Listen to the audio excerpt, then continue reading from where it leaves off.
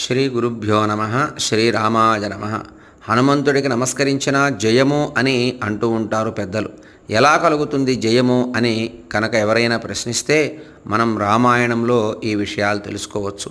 రాముడికి రావణాసురుడికి యుద్ధం జరిగే సమయంలో రావణాసురుడు ఇంద్రజిత్తు వేసినటువంటి బాణాలకి వానర సైన్యం చాలా భాగం నశించిపోతుంది. అటువంటి సమయంలో జాంబవంతుడు అంటాడు, హనుమంతుడు బ్రతికి ఉన్నాడో లేడో చూడండి.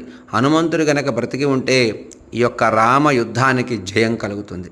ఒకవేళ హనుమంతుడు ఈ బాణాలు వేసినటువంటి తాకిడికి తట్టుకోలేక ప్రాణాలు వదిలితే రాముడికి అపజయం అని భావం చేయండి అనగా అప్పుడు అందరూ కూడా వానరులు హనుమంతుడు బ్రతికే ఉన్నాడు అని చెప్పగానే విభీషణుడు అందరూ కూడా ఆనందపడతారు. జాంబవంతుడు అంటాడప్పుడు, ఇక రాముడికి జయమే, ఎదురే లేదు.